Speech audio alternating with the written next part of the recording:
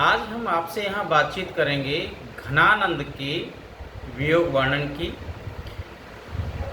यानी घनानंद का जो वियोग वर्णन है ये माना जाता है कि हिंदी साहित्य की अमूल्य निधि है। कुछ विद्वान यह भी मानते हैं कि घनानंद पीर के अमर गायक हैं। इसी बात को यहाँ समझाने के लिए, पुष्ट करने के लिए हम आपसे बातचीत करेंगे। तो सबसे पहले देखते हैं कि घनानंद के काव्य में संयोग श्रृंगार के दोनों पक्ष मिलते हैं, संयोग भी है और वियोग भी है। लेकिन वियोग की जितनी गहराई इनके यहाँ मिलती है उतनी शायद ही किसी के यहाँ मिलती हो। और ये माना जाता है कि घनानंद का जो प्रेम वियोग है, जो प्रेम है, उसका जो प्राण है वो वियोग है। बिना वियोग के जैसे वो निष्प्राण लगता है।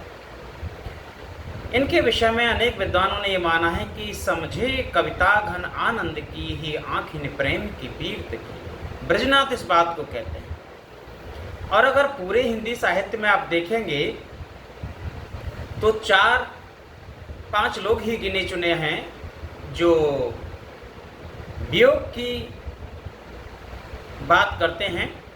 और या आप यूँ कहें कि वियोग वर्णन में हिंदी के वर्णन में हिंदी साहित्य में चर्चा का विषय बने हुए हैं, जिसमें आप देखेंगे गोपी का विरह वर्णन में सूरदास, और नागमती के विरह वर्णन में आप देखेंगे तो मलिक मोहम्मद जायसी, और कृष्ण के प्रेम से संबंधित जो मीरा है, जो मीरा का वियोग वर्णन है वो, और सुजान के प्रेम से संबंधित घनानंद का वियोग वर्णन। ये 4 तरह के हैं।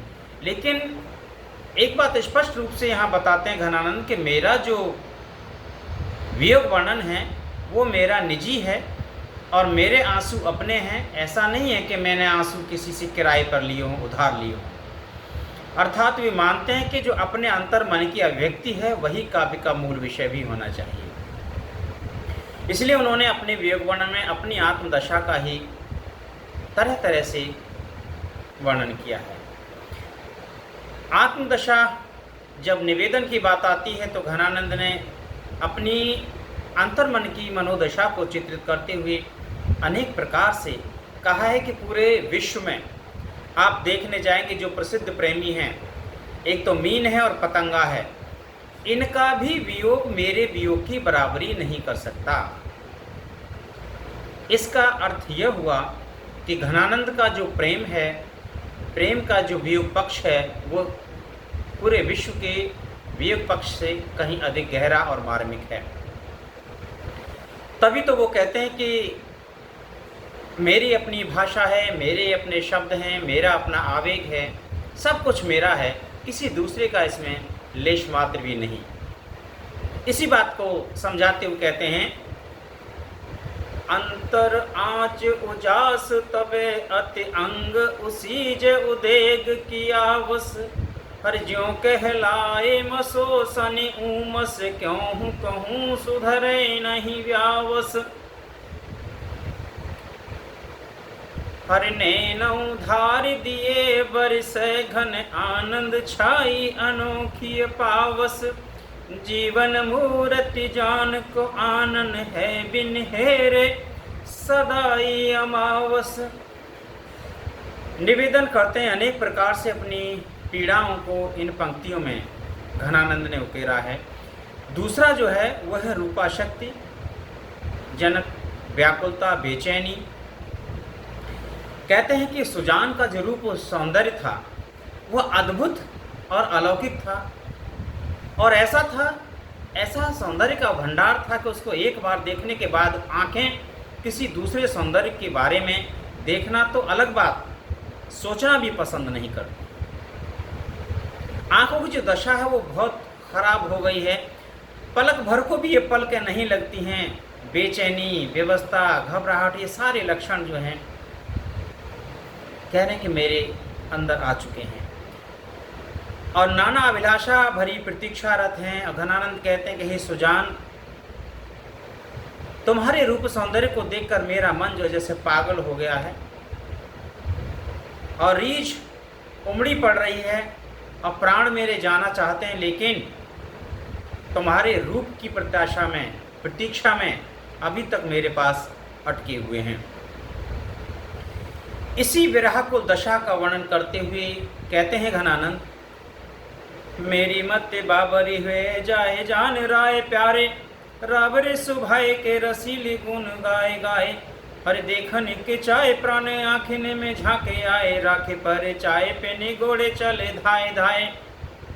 हर बिरह विषाद छाए आंसुन को झर लाए, मारे मोरे झाए मैंने तावरेन ताए ताए।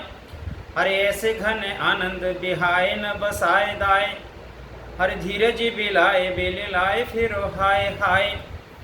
आप देख सकते हैं किस प्रकार उनके जो प्राण हैं हाय हाय करते हुए पूरे मन को मथे डाल रहे हैं, मशों से डाल रहे हैं। बेचैन हैं लेकिन जा नहीं सकते, मजबूरी है, विवशता है। कहा भी जाता है, लोग कहते हैं कि अमुक व्यक्ति बेवफा हो गया है, यानी वफादारी नहीं निभा रहा है। फिर किसी ने कहा है कि कोई तो मजबूरी रही होगी, यूं ही कोई बेवफा नहीं होता। तीसरा आप देखेंगे स्मृति जनित व्याकुलता, यानी बार बार याद करके हम जब बेचैन होते हैं तो इस प्रकार की जो व्याकुलता है वो घनानंद के यहाँ बड़ी मनोहर रूप में आप देख सकते हैं। मनोदशा घनानंद की देखिए, हरि तब तो छवि पीवत जीवत है, अब सोचन लोचन जात जरे। अर्हिय तोषिक अर्हिय पौषिक तोष जु प्राण पले, बिलला तुसयो दुख दोष भरे। घन आनंद प्यारे सुजान बिना, सब ही सुख साज समाज टरे। हरि तब हार पहाड़ से लागत है, अब आने पहाड़ के बीच परे। अरे अब आनी पहाड़ के बीच परे। घनानंद कहते हैं कि उस समय जब हम दोनों प्रेमी प्रेमिका मिलते थे तो गले में पड़ा हुआ हार भी पहाड़ों की तरह लगता था, वह भी जैसे बाधक लगता था। लेकिन आज क्या दशा होगी, आज हम दोनों बिछुड़ गए हैं, बहुत दूर हो गए हैं और ऐसा लगता है कि हम वियोग जनित पहाड़ों के बीच में लाकर किसी ने हमको फेंक दिया है। ऋतुगत उद्दीपन, ऋतुएं जब आती हैं जाती हैं, लेकिन जब हमारी मनोदशा ठीक नहीं रहती तो कोई भी सुख देने वाली ऋतु भी हमको कष्ट ही देती है, सताती है। बादल का बरसना, बिजली का चहकना, हवा का महकना, ये सारी चीज़ें हमको निरंतर कष्ट देती रहती हैं। शीतलहर भी हमारे अंगों को स्पर्श करके जैसे मानो जला रही हो। कोयल की कूक, चातक की पुकार, ये सब हमारी मन को अंगारों की तरह धीरे धीरे जला रही हैं। सावन की बूंदों देखिए, सावन की बूंदों का आप देखेंगे,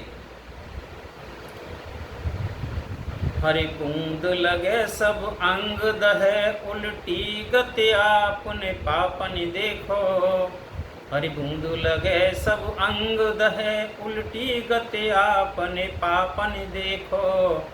हर कौन सो जागति आगे सुनी ही पे, पानी सो लागते आँखिन देखो। तो इस प्रकार की जो वियोग दशा है वो केवल घनानंद के यहाँ ही आप देखने को मिलेगी। इसके बाद आप देखिए प्रेम वैषम्य है।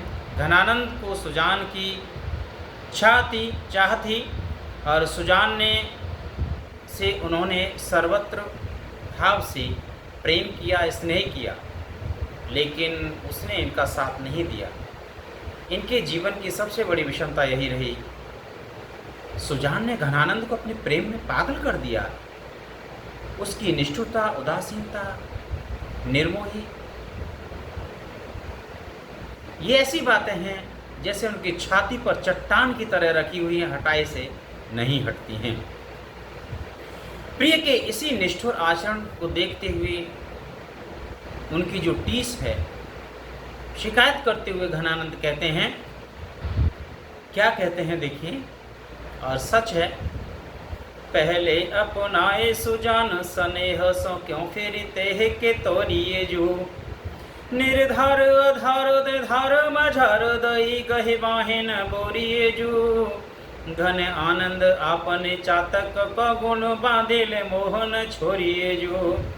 रस प्याय के जाए बढ़ाए के आस विसासयो, विश्वास में यो विष छोड़िए जू, यानी तुमने मेरे विश्वास में भी जैसे विष घोल दिया है, जहर घोल दिया है, ऐसा किसी को दूसरे के साथ ऐसा बर्ताव नहीं करना चाहिए था। यानी प्रेम वैषम्य है।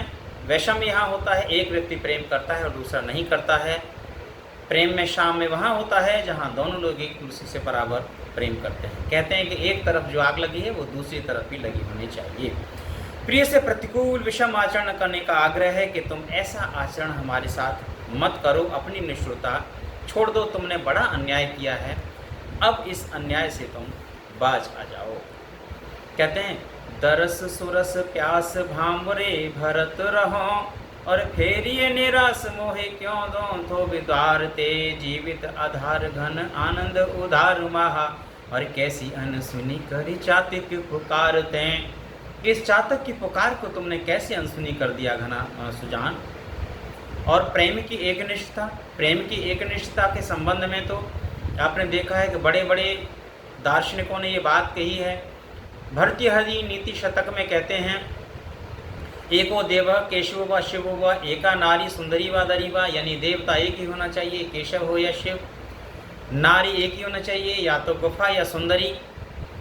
एक निष्ठता हमारे यहाँ पाई जाती है। और अब देखिए यहाँ घनानंद अपनी बात को रखते हैं।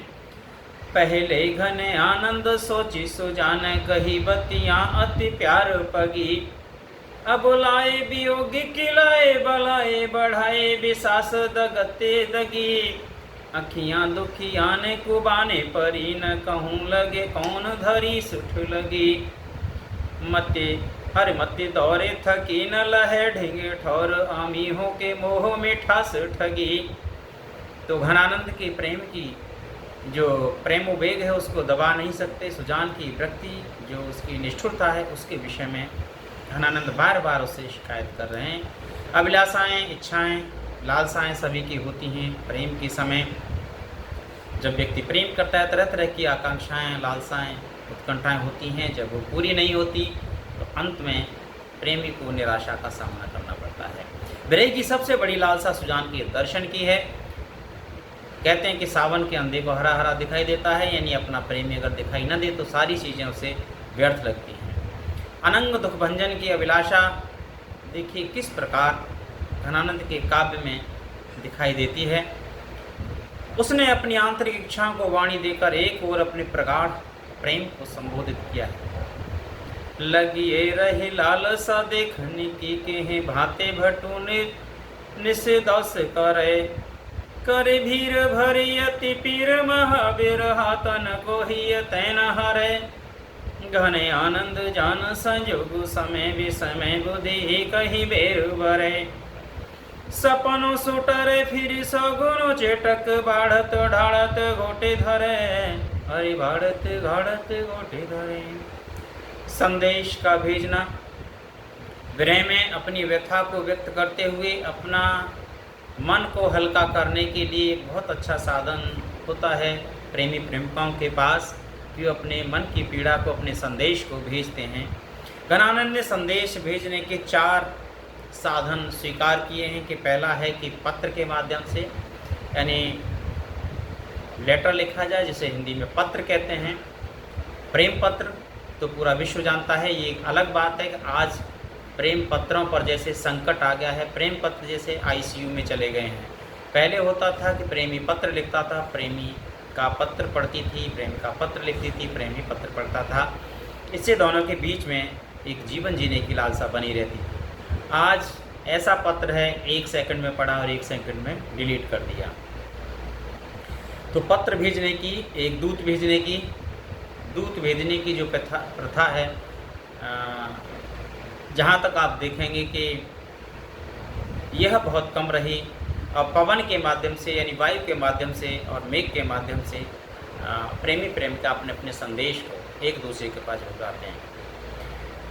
और घनानंद कहते हैं कि मैं पत्र तो लिखना चाहता हूँ सुजान, लेकिन सबसे बड़ी समस्या ये है कि मैं लिखूँ तो लिखूँ कैसे। मैं इतना मजबूर हूँ, इतना लाचार हूँ कि मैं प्रेम पत्र भी नहीं लिख सकता। क्यों नहीं लिख सकते? देखिए, घने आनंद जान अनोखी दशा न लखे दई, कैसे लिखूं पतियाँ, मेरी आंखों से कुछ दिखाई नहीं दे रहा है। हर नित सावन दीठ सु बैठक में टप के बरुनी तिही ओलतियाँ, नित सावन दीठ सु आँख नित्य सावन दीठ सु बैठक में टप के बरु नीति हैं औलतियाँ, मेरी आंखें औलाती के समय हमेशा टपकती रहती हैं आंसुओं से, इसलिए मुझे प्रेम पत्र लिखने में असुविधा हो रही है, कष्ट हो रहा है। हैं तो क्योंकि कागज़ पर जब स्याही से आप लिखेंगे और पानी गिरेगा तो कागज़ बिगड़ जाएगा और अपना संदेश आप लिख नहीं सकते। ठीक है। और कह रहे हैं कि देखियो हमारे जो कान हैं, कह रहे हैं कि संदेश भेजने की बात सोची जाए तो सुजान को अपने कान अवां के समान बनाना, यानी ज्ञानानंद कह रहे हैं कि मैं अगर संदेश भेजूं तब भी बहुत परेशानी होगी, तो मैं अपने जो कान है ना सुनने वाले उनको अवां की तरह बनाना होगा, बिल्कुल दहकने वाले। अरे नेह भीजी बातें रस न पे और आँच लागे, और जागे घन आनंद जो पुंजने मसाल है, कि अब सोच लो कि जो बातें हैं मशाल की तरह लगेंगी, उन्हें सुन पाओगी कि नहीं। अगर सुनना चाहती हो तो उसके लिए तुम्हारे कानों को क्या बनना पड़ेगा, कानों को क्या बनना पड़ेगा, अवां की तरह दहकना पड़ेगा। आगे कहते हैं कि मेघ और पवन से याचना करता है, कभी मेघ से याचना करता हुआ कहता है, क्या कहता है,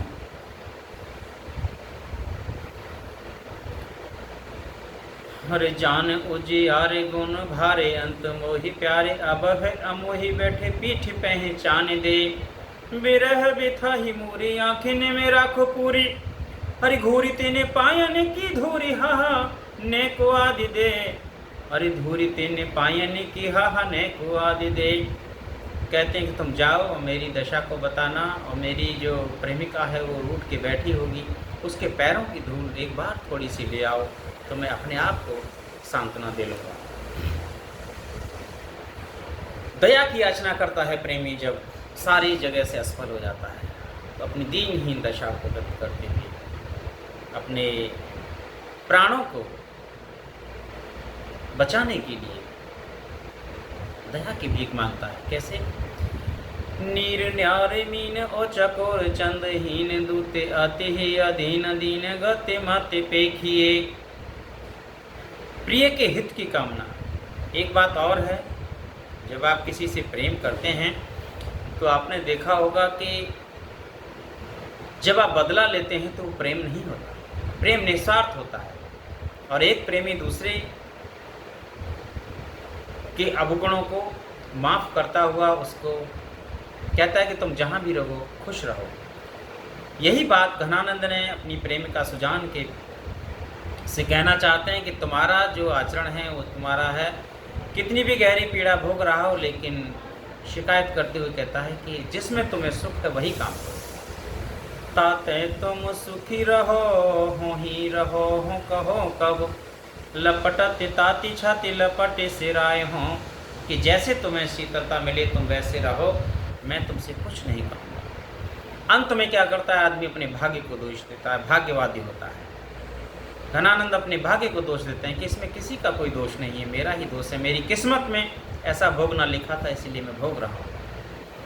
इत बाट परी सुधेरावर भूलने कैसे ओ राहनो दीजिए जो, अब तो सब सोस चढ़ाए लई जू कछु मन भाई सो कीजिए जो। कहते हैं कि अब जिसके भाग्य में जो है उसी को मिला है, किसी को दोष देने का कोई लाभ नहीं है। तो आपने देखा कि घनानंद ने किस प्रकार अपने वियोग की दशा को तरह तरह से अभिव्यक्त किया है, और अंत में समापन कर देते हैं कि ये किसी का दोष नहीं है, ये मेरी किस्मत और मेरे भाग्य का दोष है। व्यक्ति जब हार जाता है तो सबसे अंत में वो किस्मत को दोष देता है। अब ये कितना सच है कितना नहीं है, ये शोध का विषय है। धन्यवाद, बने रहिए हमारे चैनल पर, फिर मुलाकात होगी एक नए वीडियो के साथ। नमस्कार।